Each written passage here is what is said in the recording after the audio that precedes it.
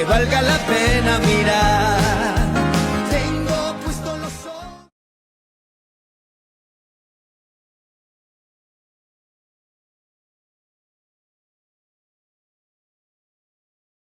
¿Qué pasó cuando el hombre pecó? Y comienza ya el orden, los anuncios, las profecías, los cuadros proféticos, el anuncio de que Él venía a nacer en Belén. Y es ahí donde hemos venido. Es ahí donde estuvimos en las entregas anteriores. Esta es la entrega número 7 de nuestro estudio. Y le dije, póngale atención, miremos a Jesús en el Antiguo Testamento. Mirémoslo a través de las figuras que se le conocen como tipos. Por ejemplo, un cuadro profético, un cordero sacrificado.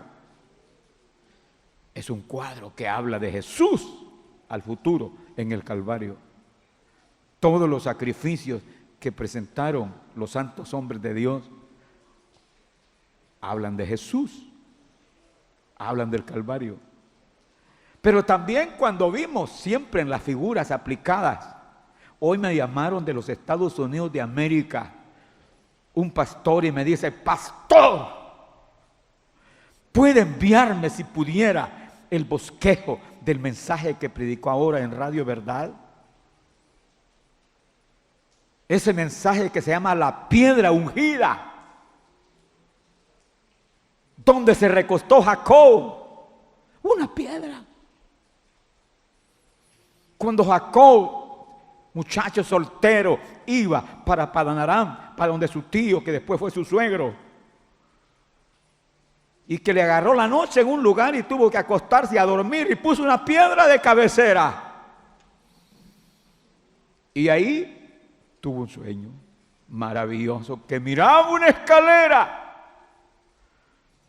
que pendía de la tierra al cielo, unía el cielo y la tierra.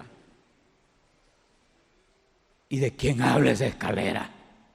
¿Quién unió el cielo y la tierra? Jesús. Jesús. Nadie va al Padre sino por Cristo.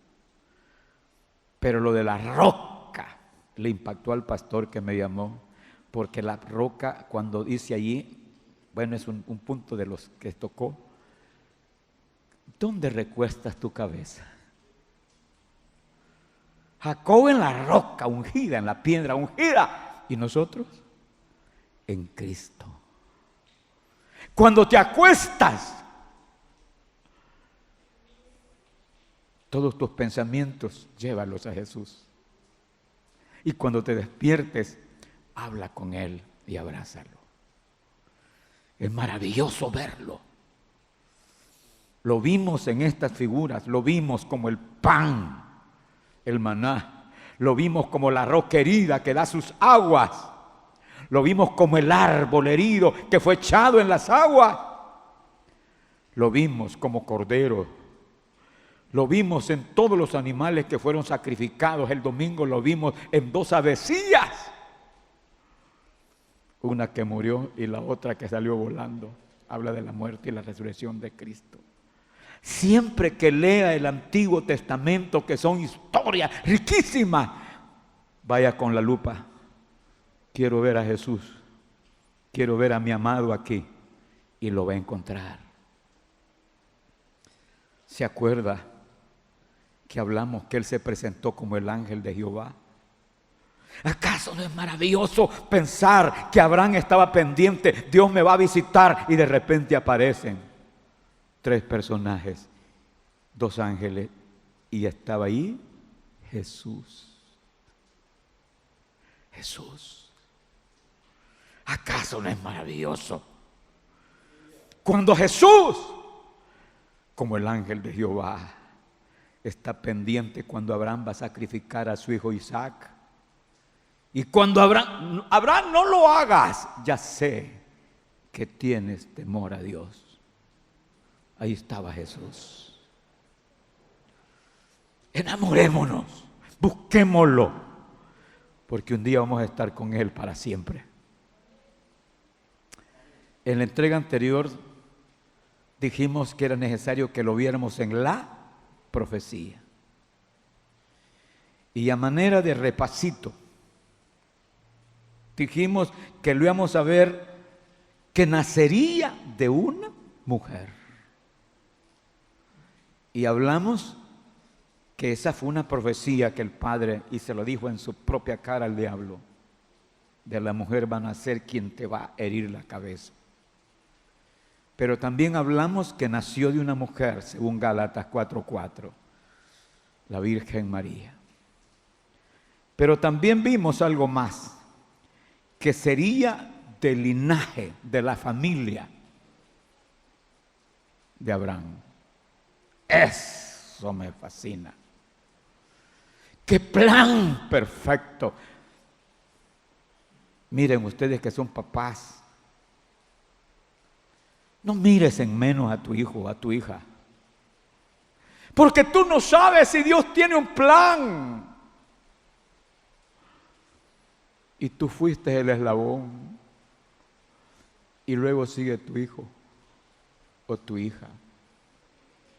Yo no sé si Abraham entendía o no entendía, si sabía o no sabía, que después venía Isaac, y que de Isaac venía Jacob, y que de Jacob venían las 12 tribus, y que de una de esas tribus, Judá, venía David, y que de David vino Jesús. Maravilloso. Hoy quiero que veamos 3 aspectos. Uno, conozcamos al Hijo de Dios en la profecía siempre, pero vamos a ver ahora la continuación, que sería, Jesús sería de la tribu de Judá. Va a leer conmigo Génesis capítulo 49, versículo 10. Y luego nos vamos a ir a Hebreos 7:14 y Apocalipsis 5:5. Pero primero leamos Génesis 49:10. Acompáñenme por favor a la escritura. Génesis 49:10. ¿Lo tiene ya? Esta es una profecía, ¿no? ¿Qué dice ese capítulo 49 de Génesis, versículo 10? Recuerde que Jacob ya está dando las bendiciones a sus 12 hijos, ya como quien dice para despedirse, porque ya está muy anciano y va a morir. Pero refiriéndose a Judá, ¿qué dice el versículo 8? Judá. Jacob se dirige a su hijo en el versículo 8. Judá, te alabarán tus hermanos, tu mano en la cerviz de tus enemigos, los hijos de tu padre se inclinarán a ti. Mire qué bonito, versículo 9. Judá, cachorro de león. Judá, de la presa subiste, hijo mío. Se encorvó, se echó como león, así como león viejo, ¿quién lo despertará? Y subraya el versículo 10.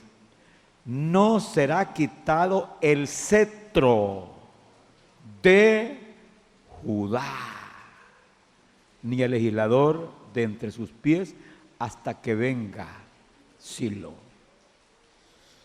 Los estudiosos dicen que Silo se refiere a Jesús. Pero quiero que subraye esa palabra, cetro. El cetro era el símbolo del poder, de la autoridad de un rey. Se estaba anunciando que de ese linaje, de esa raza, de esa familia, específicamente de Judá, iba a venir Jesús. Es que yo quiero que le ponga atención y le siga la pista a mi amado de Judá. Judá tuvo el privilegio Pongan atención que estas cosas muchas veces no se pueden explicar, ¿no? El que tiene bastantes hijos, que tiene 3, que tiene 5, siempre sobresale alguno. De los 12, Rubén era el primero. Rubén iba a ser el de las bendiciones. Rubén iba a ser en que cuando su padre le pusiera la mano iba a ser bendito, él y su simiente y sus hijos. Pero Rubén cometió un errorazo. Así lo voy a decir para que se entienda. Se metió a vivir con las concubinas de su papá. Le faltó el respeto. Y esto le dolió mucho a Jacob.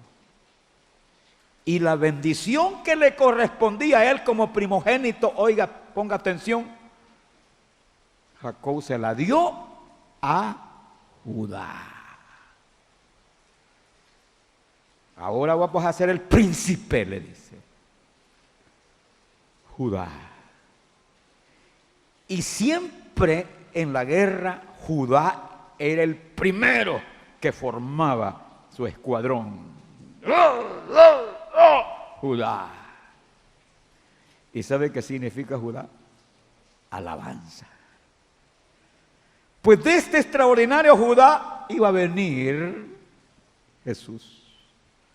Y no es casualidad que en la inspiración del Espíritu Santo su papá Jacob diga esto que dice el versículo 10, que ya lo leímos. ¿Cómo es que dijo ahí? No será quitado el cetro de Judá. El poder. ¿Por qué? Porque de su linaje iba a venir el rey, que es Jesús.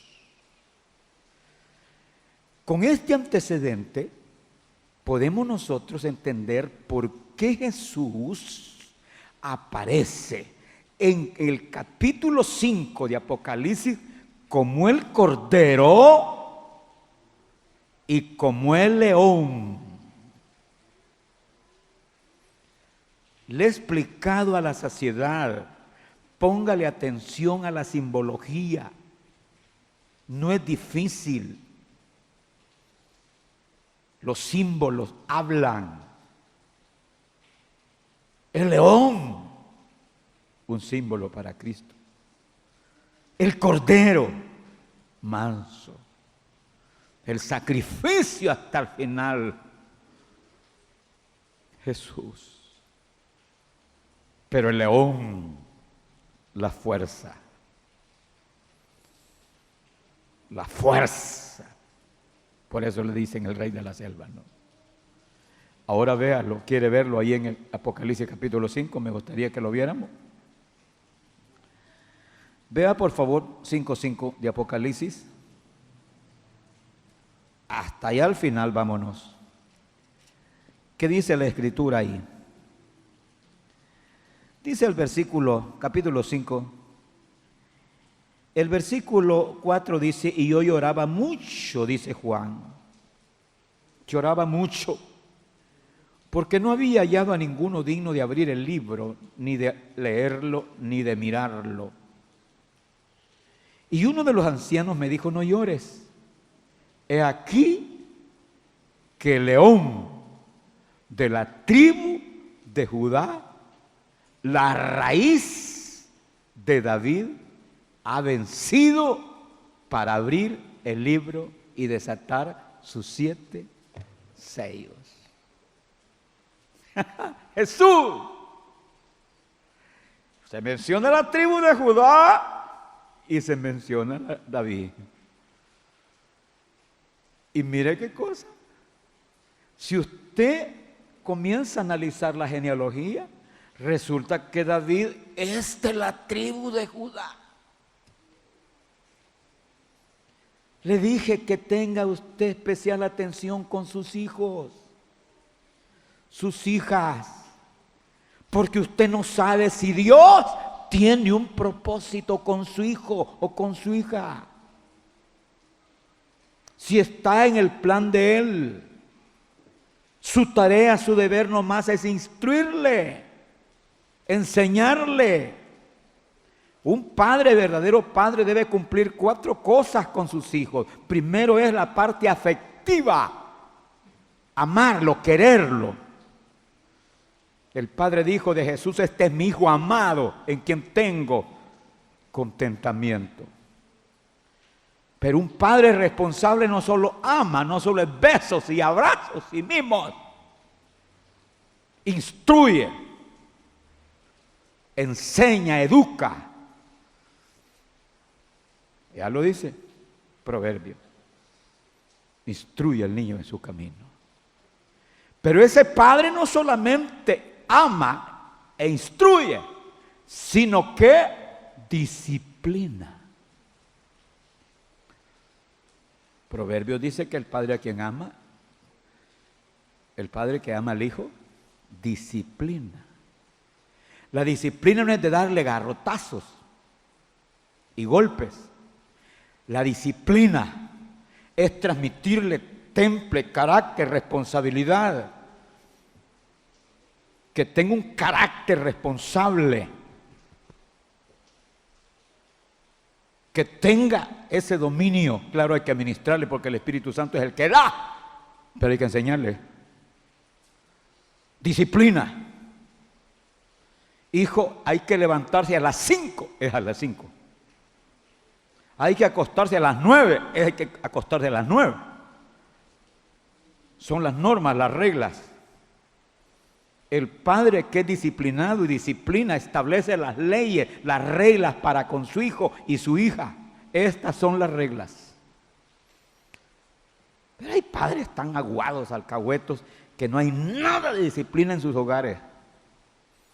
Y los hijos llegan a la hora que quieren, se acuestan a la hora que quieren, se levantan a la hora que quieren, son haraganes.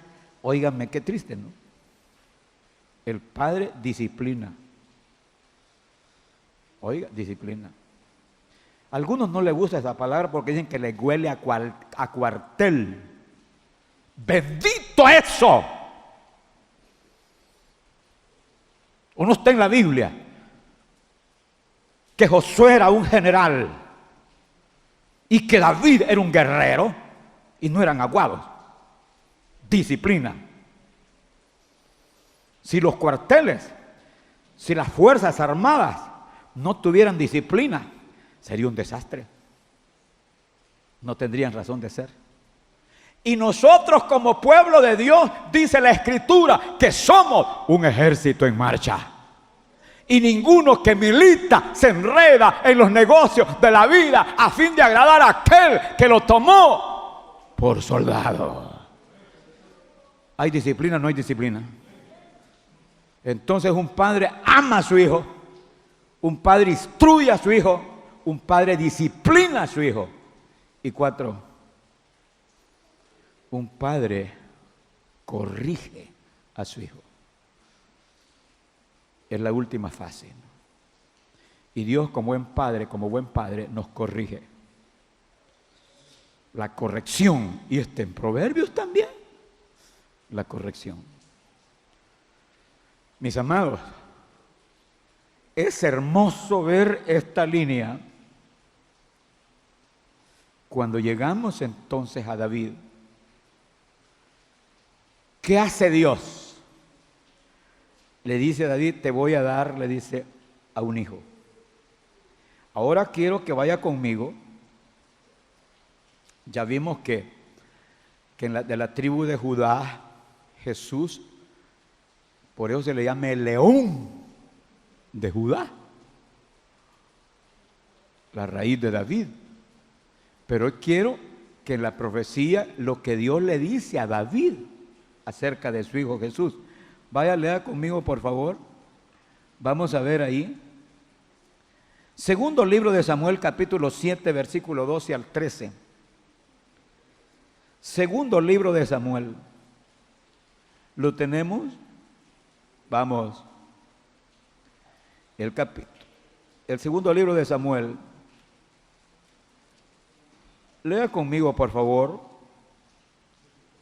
Es un pasaje tan lindo. para nosotros. Capítulo 7, versículo 12. Dice así: mira, David, le dice el Señor, cuando tus días sean cumplidos y duermas con tus padres, yo levantaré después de ti a uno de tu linaje. ¿Acaso no es hermoso que Dios le esté diciendo, mira, vas a ser papá? Es decir, en el sentido de linaje, porque iba a ser papá directo de Salomón, ¿no? Porque aquí la profecía tiene doble cumplimiento para Salomón, pero también para Cristo. Vuelvo a insistir y repetir, ustedes que son papás y que tienen hijos, pídale al Señor. ¿Qué sabemos si en los tiempos finales Dios levantará su hijo? Pero vamos lo que le está diciendo el Señor a David. Cuando tus días sean cumplidos y duermas con tus padres, yo levantaré después de ti a uno de tu linaje, el cual procederá de tus entrañas, y afirmaré su reino. ¿De quién está hablando? De Jesús, del Mesías, del Hijo de Dios. Él edificará casa a mi nombre, y yo afirmaré para siempre el trono de su reino. Está hablando de Jesús. Yo le seré a él padre, y él me será a mí hijo. Y si él hiciere mal, yo le castigaré con vara de hombres y con azotes de hijos de hombres. Ya aquí ya se refiere a Salomón. Pero mi misericordia no se apartará de él como apartaré de Saúl, al cual quité de delante de ti. Mis amados, esto es hermoso, entender cómo Dios planeó el advenimiento de su Hijo, estableció un pueblo, un linaje, Israel, ¿no? Desde allá, de Adán, Set, Noé, Sem, Abraham, Isaac, Jacob, acabamos de ver, Judá y hoy David. No sé si puede hoy, pero quizá mejor en la casa, sea curioso. Léase la genealogía de Mateo y va a encontrar cómo después de David sigue Salomón. Y después de Salomón sigue Roboam. Y es una cadena de reyes. Oiga, de reyes. Por ese lado venía el linaje. Duele porque algunos de esos reyes se portaron mal. Pero Dios no se retractó. Él cumplió que de ese linaje iba a venir Jesús. Hasta que llegamos a José y María. Oiga, son cosas que algunas veces nos hace sorprendernos. Decían los abuelos, de una espina, una rosa. Y quién sabe, tal vez de un padre malcriado puede venir un buen hijo. O de una madre descuidada.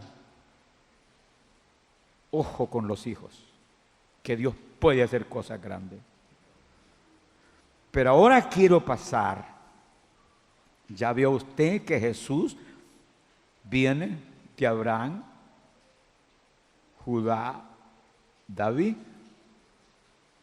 Pero ahora quiero que, como estamos en la parte de la profecía, que veamos en tercer lugar.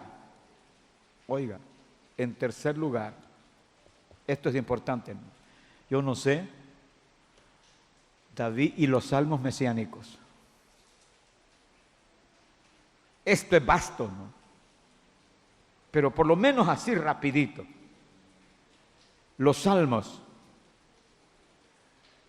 ¿Qué sucede con los salmos mesiánicos? Vamos a ver si pueden ahí ayudarse. Es cosa extraordinaria que el salmista escribe Y estoy seguro que ni cuenta se dio que lo que estaba escribiendo tenía una inspiración del Espíritu Santo y que se refería a Jesús. Recuerde que David es un hombre que lo ubicamos unos 1000 años antes de Cristo. Un más o menos 900.000 años antes de Cristo. Imagínese usted. Porque después vamos a ver a los profetas. Pero mire estos salmos, así rapidito. Vamos al primer salmo. Salmo 46 al 10. Esos versículos del Salmo 46 al 10 están hablando de la obediencia de Jesús. ¿Puede leerlo conmigo? Sacrificio y ofrenda no te agrada. Como si Jesús le estuviera hablando al Padre y diciéndole: mira, sacrificio y ofrenda no te agrada. Has abierto mis oídos. Holocausto y expiación no has demandado. Siga leyendo el siguiente versículo. Entonces dije, mire qué lindo es mi amado.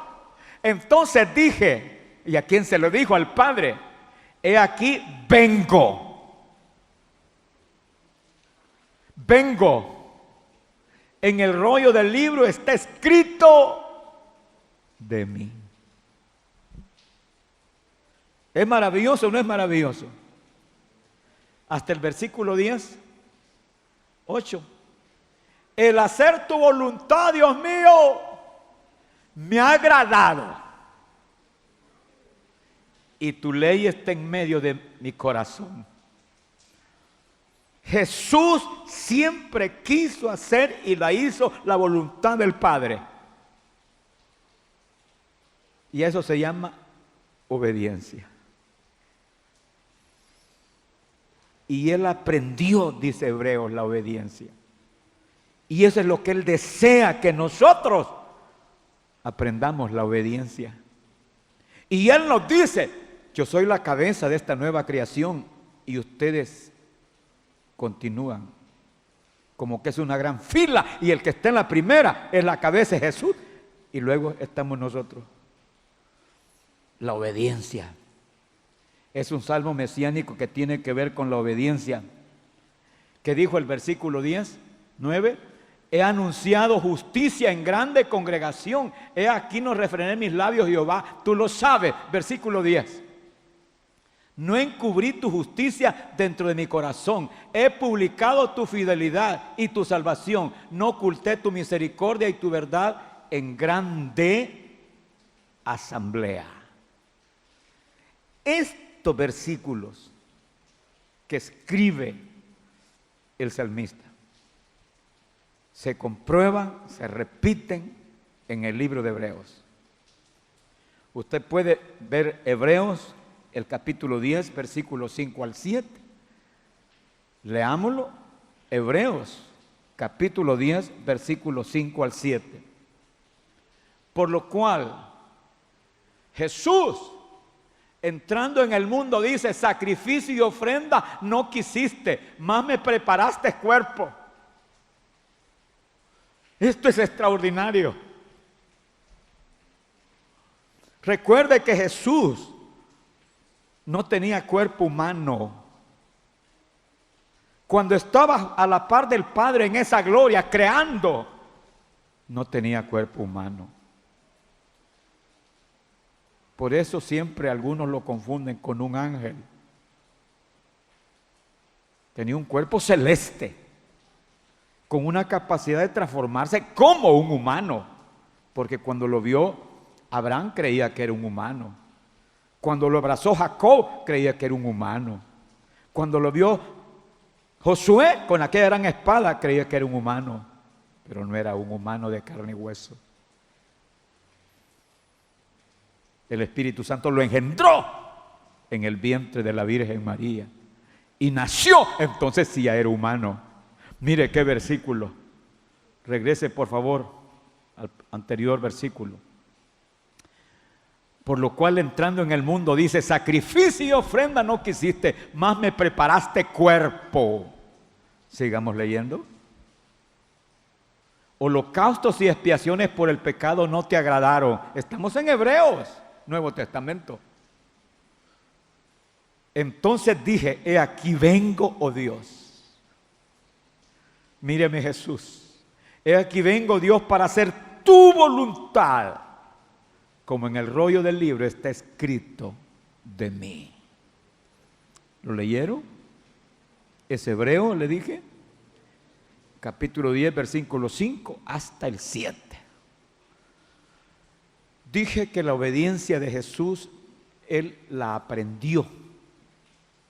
Hay un versículo en Hebreo cuando dice que Cristo entró en ese temor a Dios y aprendió la obediencia. Pero quiero ir más. Veamos la obediencia, ahora veamos su celo. Cuando él cuando él ministraba aquí con los discípulos y entró a la casa de Dios y vio el desorden que había allí, cómo vendían palomas y animales y los cambistas, él sintió celo. Por eso les digo a ustedes, aquí el templo, la casa de Dios no es para venir a chambrear, para estar chateando. Es casa de Dios. Se debe entrar con reverencia, con respeto, humillados. ¿Qué le dijo Jesús a los discípulos? Que tenía celos. Pero quiero que eso... ¿Lo dijo el salmista? ¿Dónde? El salmista lo dijo en el Salmo 69, versículo 9. Salmo 69, versículo 9. Léalo. Ahí está. Porque me consumió el celo de tu casa. Me consumió el celo de tu casa. Y los denuestos de los que te vituperaban cayeron sobre mí. Pero subraye, me consumió el celo de tu casa. Ahora, pruébelo. Juan, ¿qué dice? Juan 2:17. Juan 2:17. Entonces se acordaron sus discípulos que está escrito: el celo de tu casa me consume. Yo lo que quiero es que vea que cuando el Hijo de Dios viene, no es algo como improvisado. Si usted analiza despacio todos los detalles, el Padre se hizo un programa bien detallado acerca del advenimiento de su Hijo. Prediqué el domingo un mensaje que me llenó tanto mi corazón, donde vimos a Jesús en objetos, en cosas. Imagínense la comparación del cedro, ese árbol, y de la plantita esta sencilla que está junto a las paredes, el hisopo, y que se utilizó para rociar la sangre a los que habían sido leprosos. Y el cedro habla de la grandeza entre los árboles. ¿Acaso hay un hombre mayor como el Hijo del Hombre? No.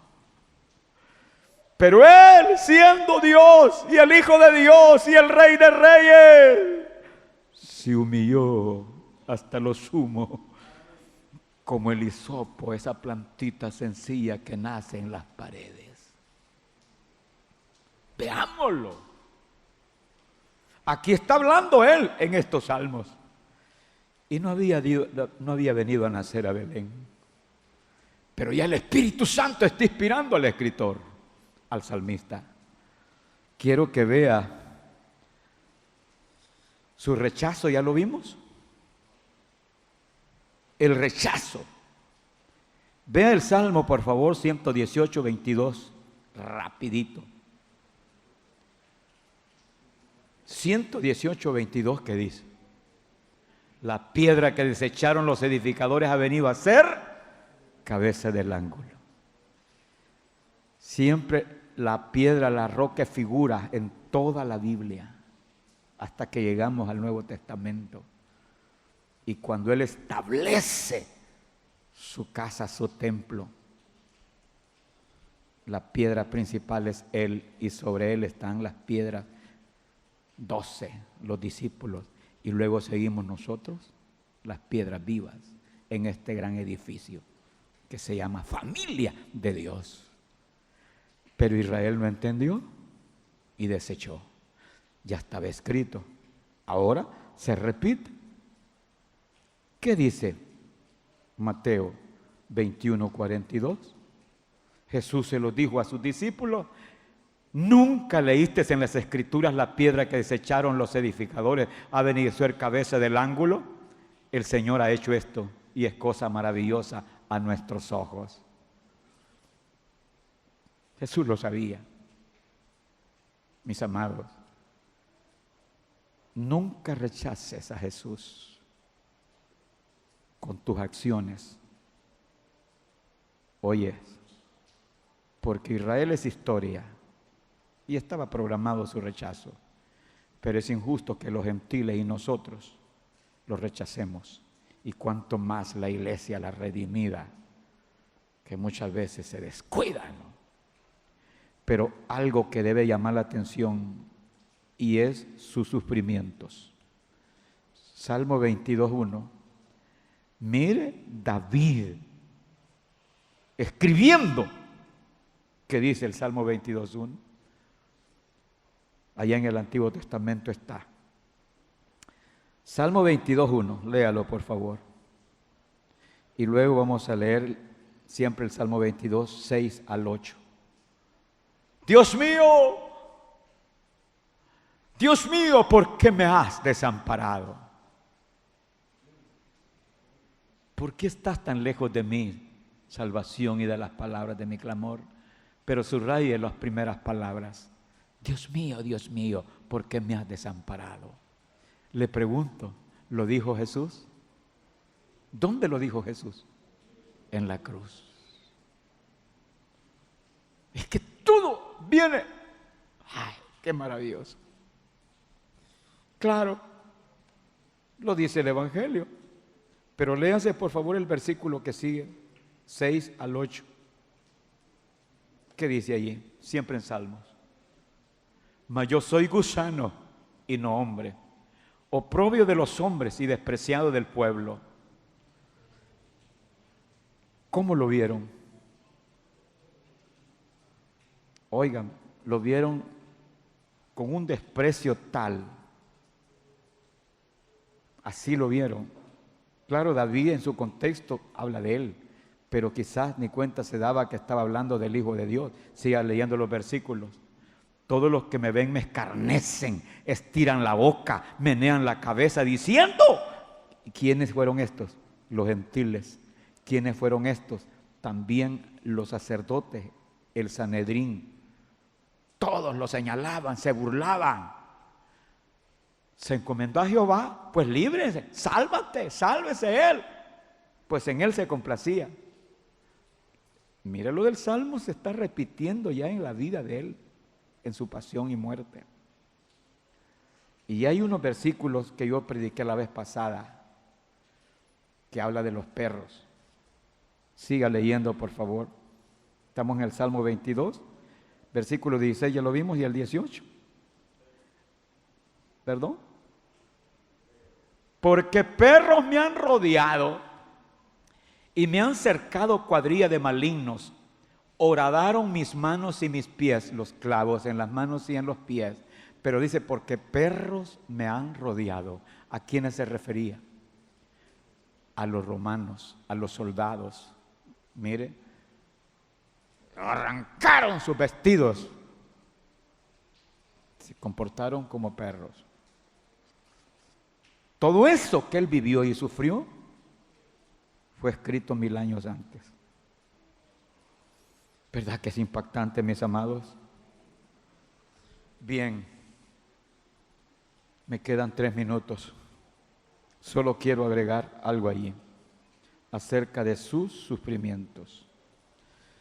Si puede, el Salmo 69, 21. Porque todo esto pues tiene su cumplimiento en el Nuevo Testamento y usted ya conoce eso. Salmo 69, ahí está el versículo 17 del capítulo 22. Pero lea el Salmo 79, 21. Me pusieron además hiel por comida y en mi sed me dieron a beber vinagre. Mire lo que dijo el salmista 1000 años antes. Inspirado, oh Espíritu Santo, hablando ya 1000 años antes de los sufrimientos del Mesías, del Hijo de Dios que venía a convertirse en un hombre para cumplir la misión del Padre. Hijo, tendrás que ir a la tierra para redimir. ¿Qué hubiera pasado si Él no hubiera venido? Tragedia terrible. Si Satán lo que hizo fue terrible. Cuando la pareja pecaron, cayeron atrapados bajo el dominio de Satanás. El pecado metido en el corazón, las enfermedades, la muerte y el mismo infierno esperando allá abajo. Era necesario. ¿Cómo hubiéramos salido nosotros? No estuviéramos aquí contando tantas cosas lindas si Él no hubiera venido a redimirnos. Podemos despreciar y descuidar esta liberación, esta salvación, esta redención tan grande. ¿Sabe qué duele? Dos cosas me duelen. La primera es que son millones y millones de gente que sigue atrapada por Satanás. Ciegos, completamente ciegos, atrapados, encarcelados. Y muchos de nosotros, bien, gracias, no nos preocupamos por llevarles. Pero también me duele saber que cantidad de cristianos que un día levantaron su mano, óigame, se han alejado, se han enfriado o viven una vida desenfrenada. ¿Y quién es el que está atrás de todo eso? Satán. Satán no ha descansado y tiene su propio plan. Hoy entendemos, repito esto porque esto debo repetirlo aún cuando vaya para la tumba, lo voy a gritar. Cuando Jesús le dice a Pablo, te envío, digan todos conmigo, te envío a los gentiles, te envío a la gente, te envío, ¿para qué? Te envío para que les abras los ojos. Por favor, abramos la boca, digámosle a la gente que se le abran los ojos. Te envío para que les abras los ojos y la gente pueda escapar y la gente se convierta de las tinieblas a la luz y la gente se convierta del poder de Satanás a Dios. Si no, se perderán. Y Dios no quiere que ninguno se pierda.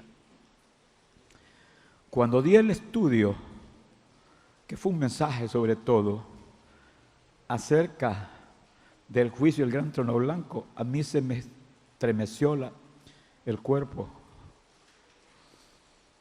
Ese día final. Porque primero el diablo es mandado allá, al lago de fuego, allá, con el anticristo y con el falso profeta, y llega la muerte y todos los demonios. Pero lo duro es cuando se abren los libros y el que no se halló inscrito en el libro de la vida será lanzado al lago de fuego. ¿Y sabe por qué? Porque yo tengo mucha gente que ya murieron algunos y se fueron sin Cristo. Se fueron sin Jesús. Sus nombres no están escritos porque no quisieron recibir a Jesucristo. Ustedes que están vivos y yo también, no descansemos. Allá la gente si quiere, pero nosotros salgamos de nuestro compromiso. Porque Jesús no pudo haber venido todo esto que hemos hablado por gusto. Y que el malo salga con la suya. No, versículo de oro, te envío para que les abras los ojos, para que escapen de las tinieblas a la luz y del poder de Satanás a Dios y reciban, dice Jesús, por la fe en mí, el perdón de pecados. Mis amados, continuaremos con las profecías de los profetas en la próxima, si el Señor nos permite, pero hoy, antes de bajarme de este púlpito, quiero que hagamos reflexiones. La primera reflexión es que pensemos en mucha gente que no ha conocido a Jesús.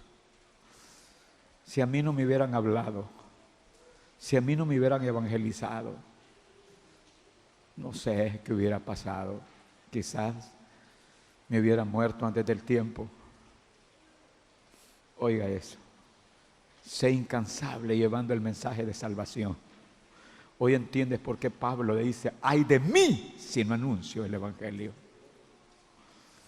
No sea que en aquel día te duelas ver a un pariente, a un amigo, y puedas haber dicho o podrás decir, pude haberle llevado el mensaje de salvación. La razón de nuestro Cristo venir a la tierra fue eso, salvar, redimir. Quiero que ores conmigo. Di mi Padre. Entiendo mi Padre ahora. Voy a seguir predicando hasta que Cristo venga. No hay nada en este mundo que valga la pena mirar.